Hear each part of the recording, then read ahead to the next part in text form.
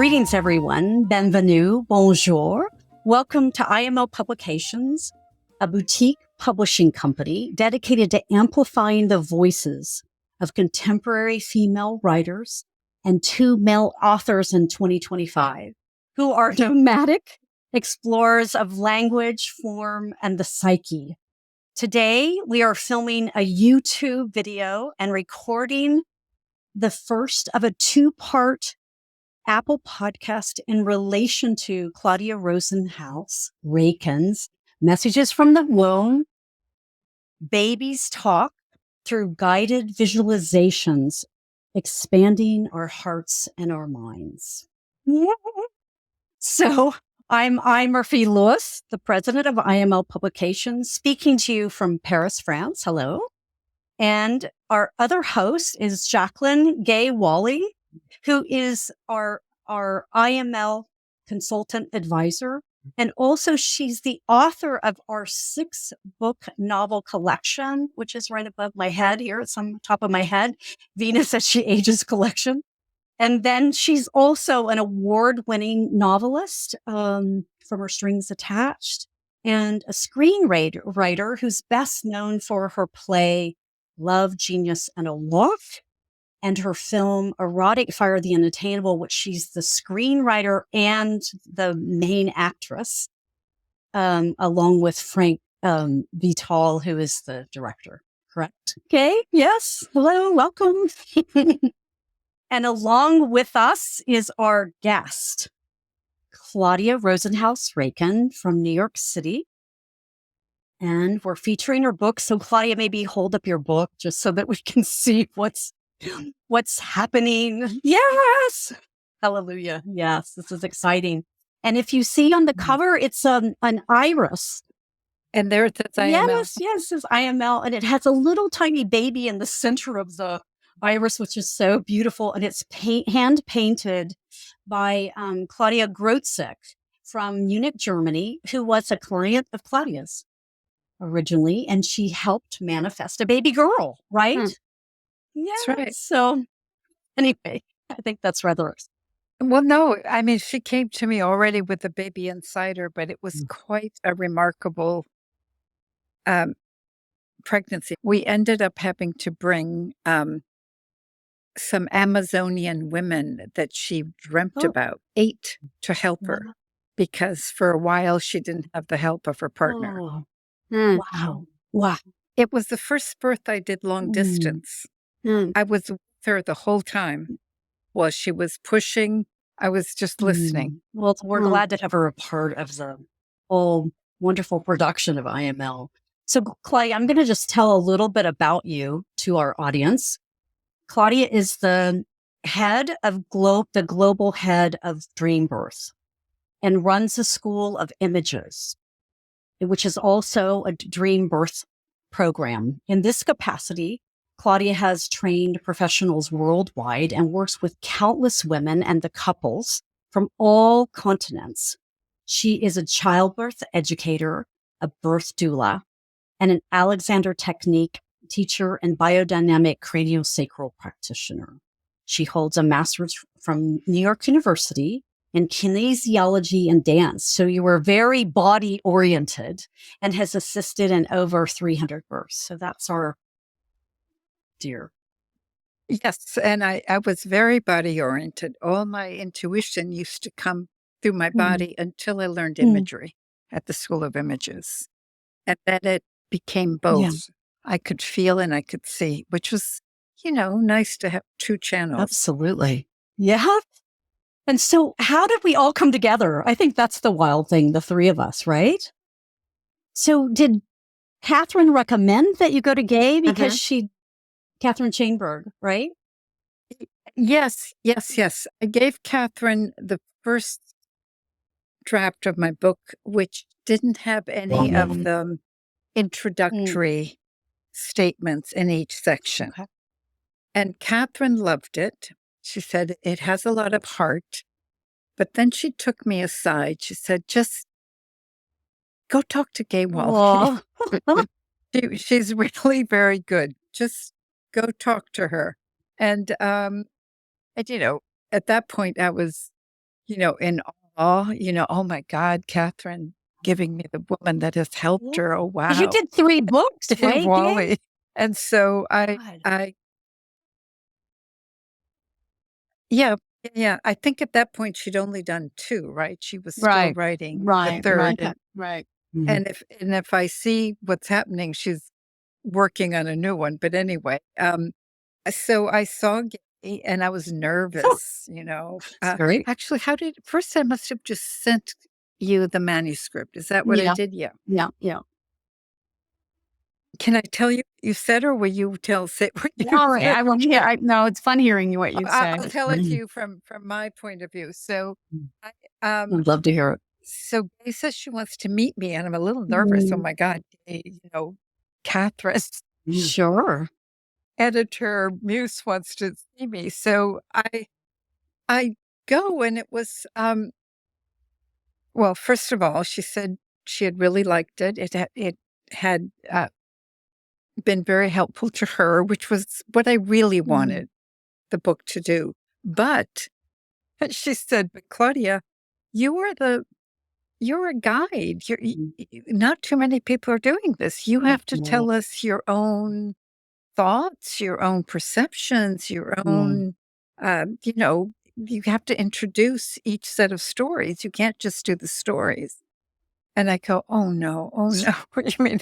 I have to say what I really think. Oh God, what am I going to do? What, will I be burnt at the stake? Will Catherine say that's wrong? What will happen? So and then I went, okay. I teach my students. I talk about this all the time in my classes. So, okay, I know stuff. But that was, and before I did that, Catherine's actually agent had not wanted to take on the book. But after I did what Gay suggested, which to me was a little bit like jumping off a cliff, Of course. Yes. I jumped off the cliff, and it made for a much stronger book. And then Jane was interested. Jane would just say, yes, I like this, no, but couldn't articulate what it needed, as opposed to what Gay can do.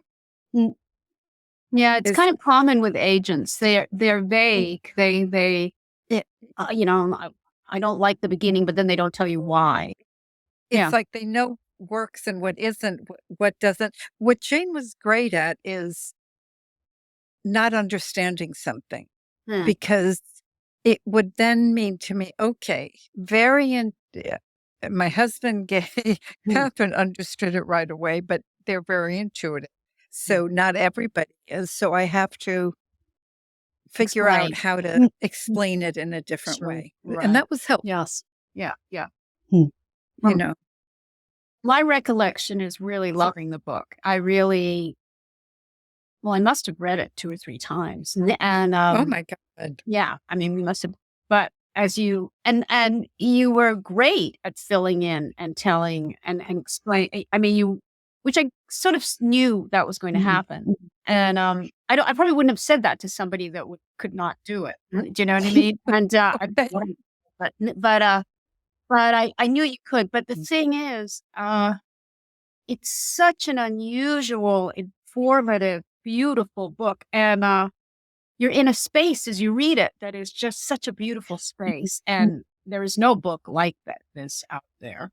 No, and may never be. And so I was a big proponent I am a big proponent of the book. Yeah. Actually, I don't think I would have written a book if I almost feel like the babies I was being pressured to write the book. Do you mean, thank God I wrote notes in every session, because then I had things to go back to and to draw from. And of course, I had to actually tell stories that the women would give permission, right? There's many stories I didn't tell, but I really feel very much like I was guided and pushed to write the book. It's not like I ever thought of myself as a writer. I still don't. Poor Murphy says, "Are you going to write another book?" I go, "No, unless my little baby Yeah, like, kicks me over my yes. head." Um,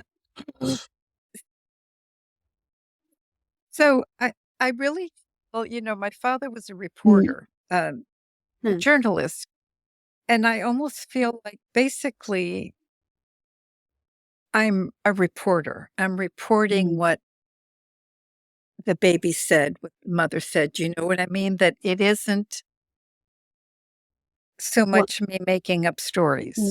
In fact, no, nothing is made up.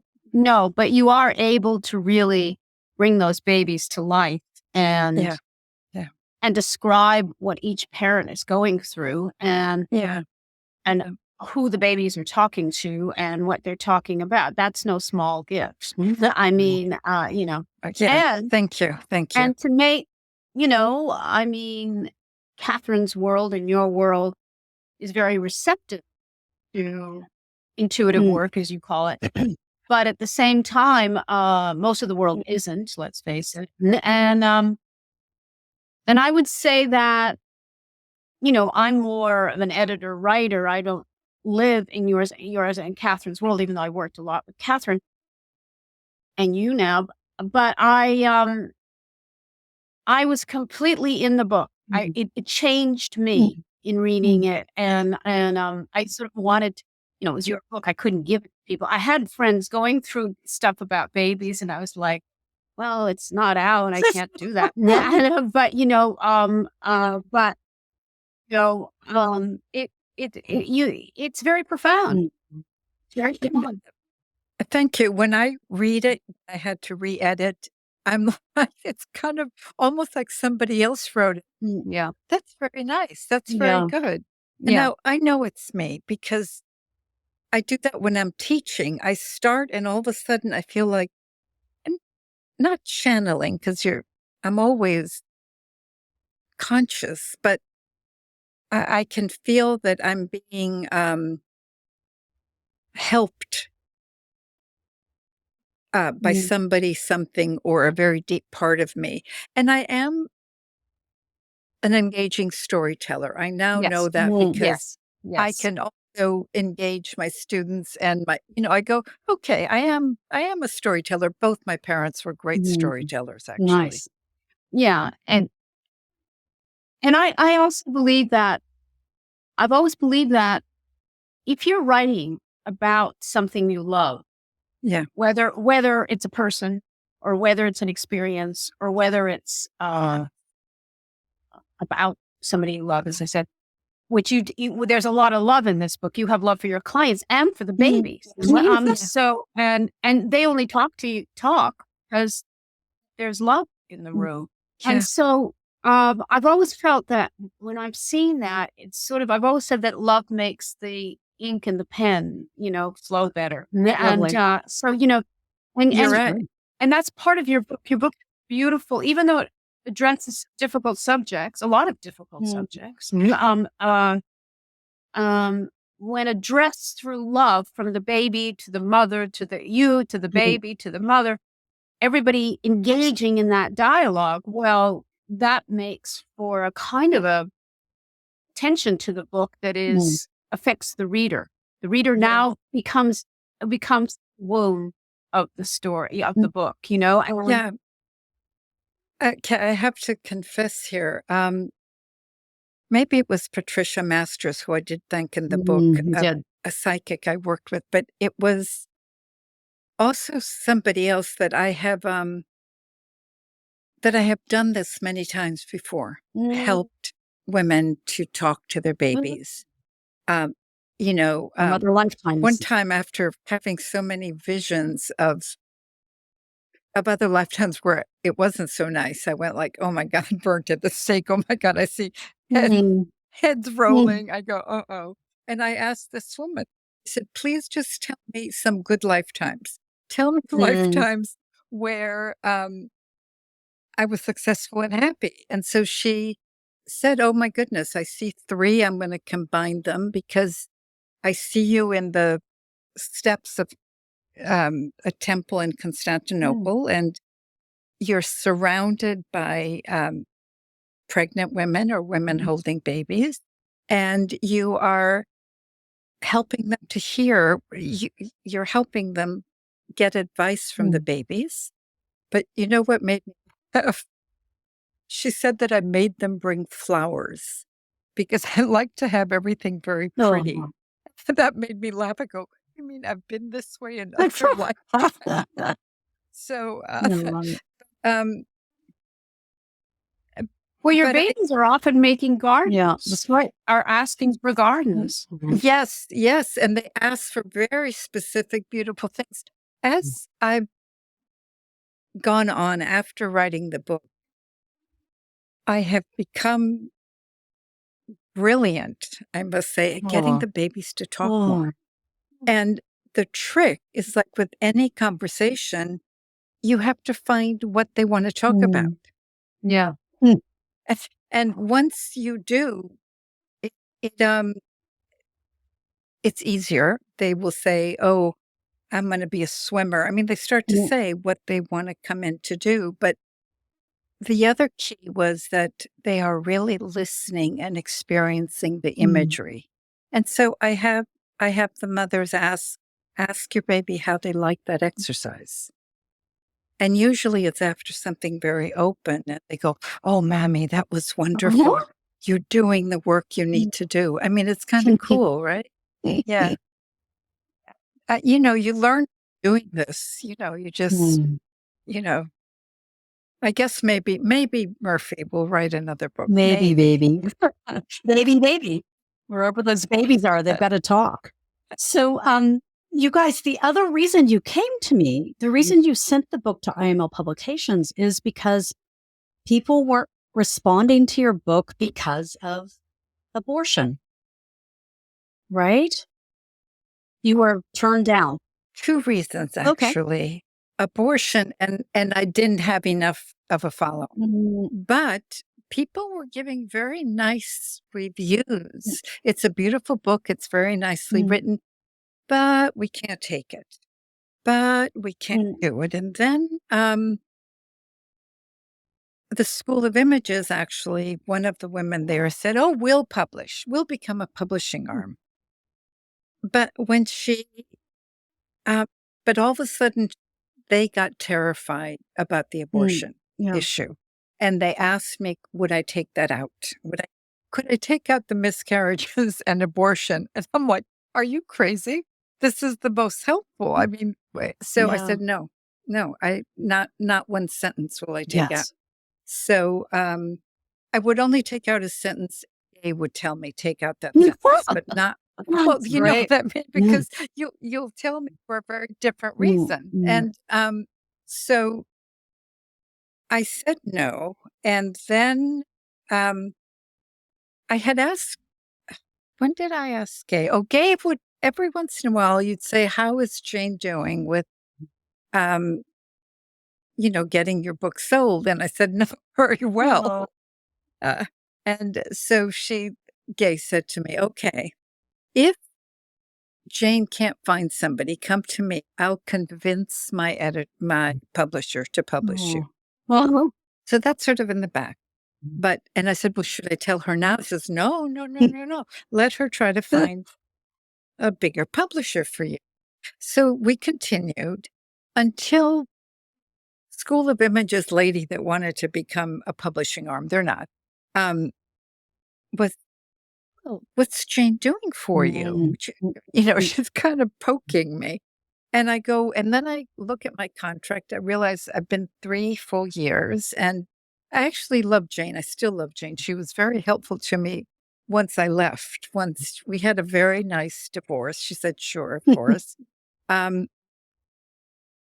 But then I guess I called up Gay and I started to look at self-publishing. And then the woman from the School of Images says, No, we'll do it. We'll do it. And so I'm being put on hold, really. And they tell me, "Oh, no, we're going to send you out to talk." And then it becomes clear that the issue of abortion is a no-no. The whole, for whoever's in the other part of the world, it's a little crazy in the United States. abortion and no abortion. It's pretty politically hot potato. So I don't know if you can say that, but so, and then, then I finally go, I'm not going to do this. I'm not going to wait around. They tell me finally, no, you can't be the very first book we publish. Mm. And then I went, well, then I'm going to go self-publish or find another way. And she was a little miffed. And I go, what am I supposed to do? I'm not going to wait. No. And so, then the divorce was nicely done. Right the day or two after that, he writes to me, says, have you received Murphy's email? Mm. And I go, no. Says, you didn't receive Murphy's email? I go, no. So I get it resent, and it's Murphy with a love letter. She's read the book. She loves it. She's already using imagery to tell me how she's incubating it in her soul and heart that she would love to publish it. Now, if it had arrived 2 days earlier, before I had the firm no, I would have probably said, oh, thank you very much, but no. But thank goodness, and this is why I think the universe was very involved. They kind of said, no, don't let that email go through yet. Let's mess it up. Let's do something funky here. And by the time they talked to me, I was free and clear. So it was, I really think there's a bigger force involved. Whenever I start to think like that, by the way, in my mind's eye, I'm surrounded by babies. And they either go like, or what? Or that's so nice. They're working with you. Nice. Well, if you don't mind, I want to just kind of like go back to that abortion issue, partly because it's in oppositional forces in America. We've gone from 1973, Roe versus Wade. We were free to have an abortion, and it's been overturned in the last 2 years or year and a half, something like that. Or no, it's 2 years in the summer. So, but I think, here I'm in the country that's had a reaction to that. And they've actually put it in their constitution, just like a month or 2 months ago, that women can get an abortion. So it's the French have had another reaction. Oh my goodness. So especially being a Catholic country, or more than a Catholic, Catholic country, that it's been important to them to make the statement. So I just want to kind of bring that back and just say, let's talk about it in the sense that, without the permission to go to a good doctor, it's dangerous. And I have a cousin in the 1960s who had an abortion, and a great aunt who had an abortion in 1920, both of them with quacks, and both of them never had children, couldn't have children after that. So, and I know, Gay, you have something you shared, and in your novels, you talk about the protagonist having several experiences with abortion in the Venus as She Ages series. But I know that you mentioned to me that this is one of the things that really influenced you personally from Claudia's work. Do you remember kind of what? Yeah. No, it was a seminal thing for me, Claudia. I think, yes, I have had abortions, and many people have had many abortions. I know that. I'm aware of that. And but like all of us, we have a lot of shame about it, and you don't talk about it. And I was quite young, obviously, and I think Murphy brings up this issue of Roe versus Wade because I think that I don't think I know. I had one when it was illegal to have it in Boston. I was living in Boston. I was 18 and I came into New York to get it. And it was a time of the Vietnam War. And ended up in hospital with it. And the doctors were doing their Vietnam service. That's why I mentioned the Vietnam War. They were actually, so here I was with all these young men, and I recovering from this abortion, which actually at this moment, I can't remember what had gone wrong. But anyway, where your book was transformative for me is as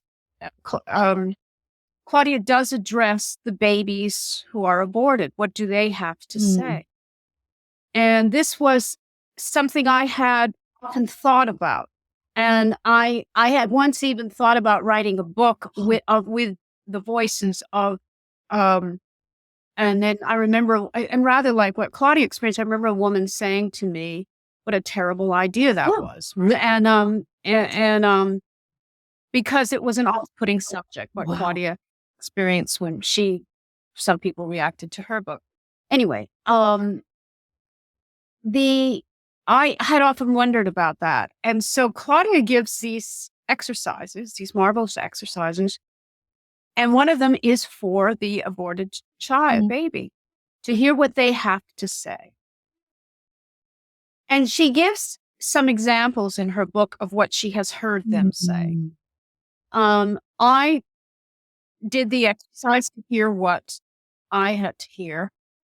And it was very, very healing because, and Claudia addresses this, but it is actually what I heard was, and I was a very abandoned 18-year-old. My own mother had left when I was 4. There were a lot of reasons I felt I couldn't have a child. And I felt very alone in the world, especially at 18. And the baby said, I knew you were going to abort, but I just wanted you to know you weren't alone. And there, that made so much sense to me when I go back to that time in my life. I was completely incapable of having a child since I was incapable of taking care of myself, never mind 2 people. And, and I had no model for taking care of a child. But,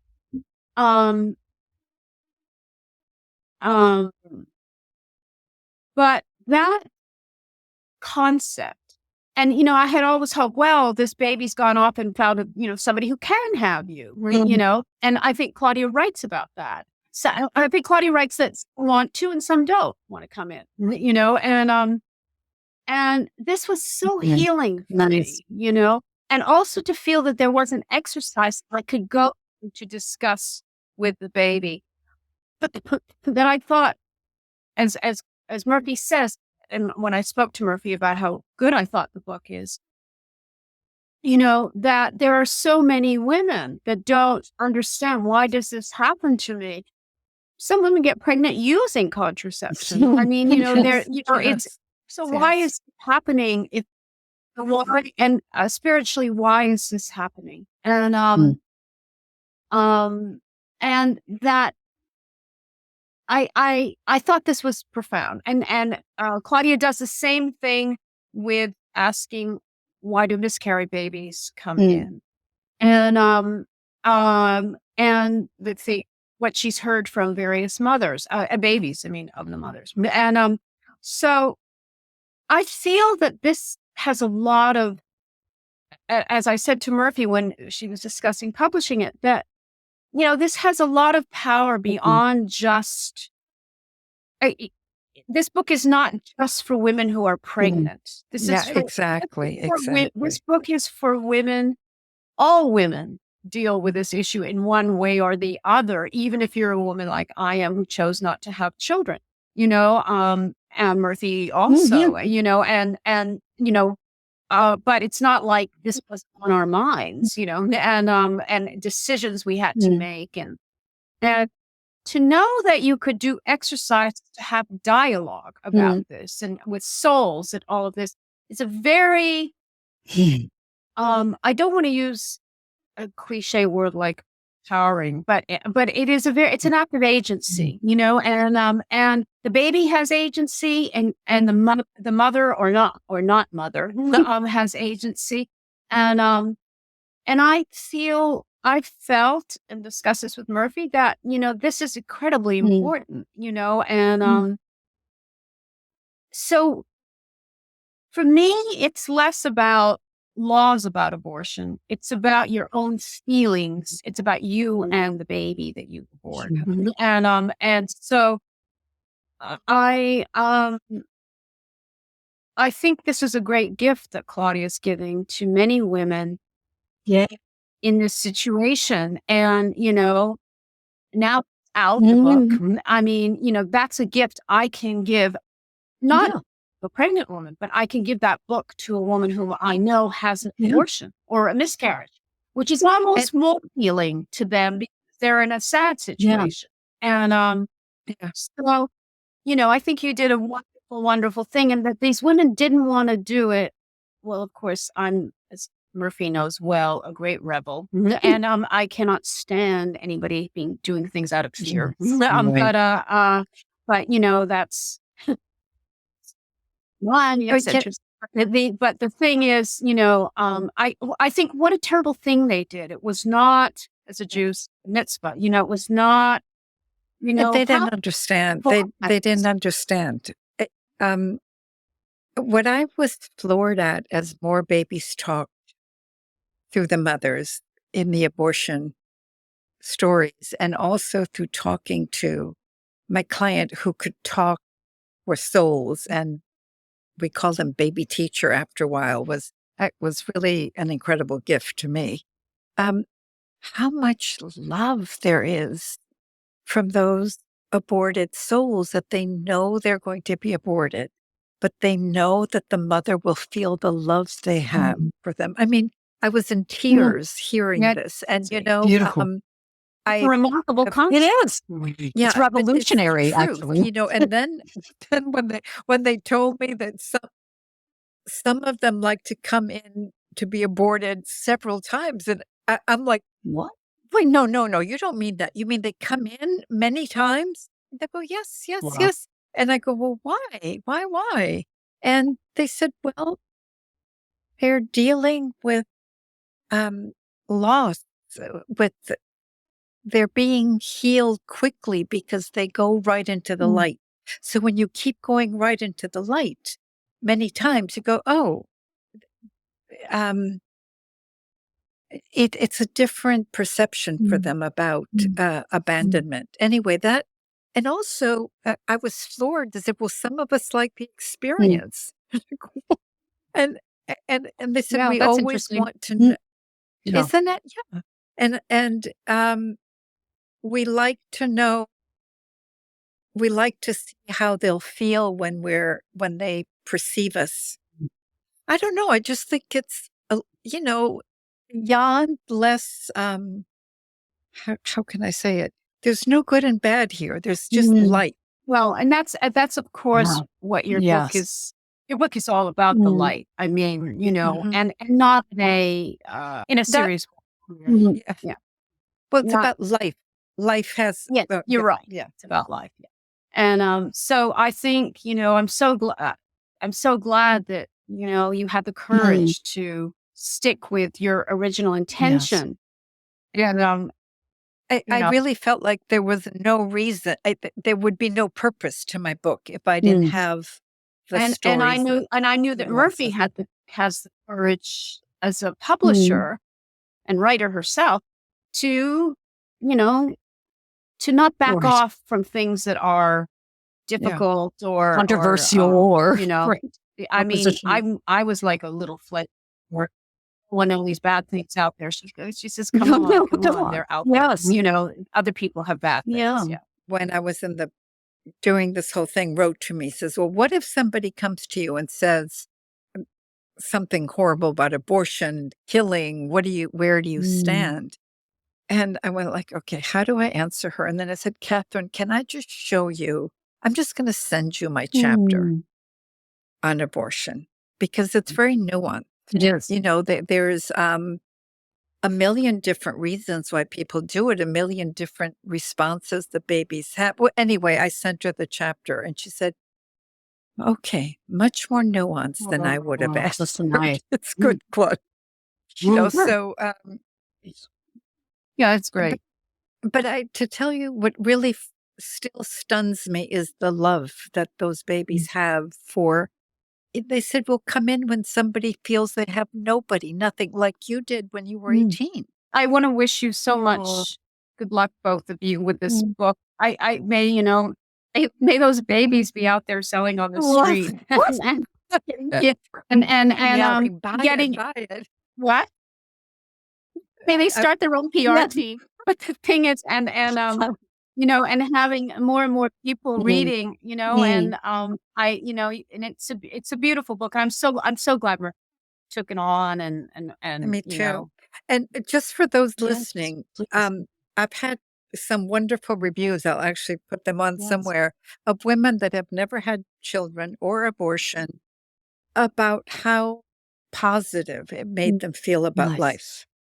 So it really is for a bigger picture about how we all come in, what's designed, and there's no dogma, but it's the babies have made me feel very, very positive about Thank life. you. I love that. And about the design. Go ahead. And I just have one other thing to say. I remembered Catherine saying to me that I was the mother You of are. books. But actually, you and Catherine are the mother of love. Of bringing these images and this. And really, she's probably talking about herself, as we all do. We always say to other people, "Oh, you're this," when really it's about us. But the thing is, it's just so. It's just a wonderful thing. So I congratulate you both for really doing a service for our little world. You. And you were an incredible part of it, because it wouldn't have even been a book if you hadn't mothered it the way you did, as Catherine said. I love it. That was a total pleasure for me. They're wonderful. I love all this feedback. Thank you. And I just want to mention that Gay has a new book, WAW. Okay. And then also you can access Claudia's information on www.claudiarakin.com. And I just want to welcome you to explore our books on imlpublications.com.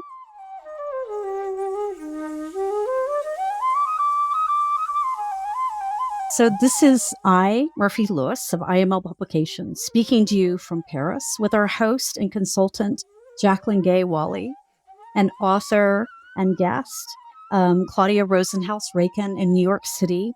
To all those in the audience, we thank you for joining us. Our podcast was recorded on Squadcast with producer Nick Patri, executive producer Alan Sledge, with music Goin Home provided by the flautist Steve Slagle from his album Spirit Calls.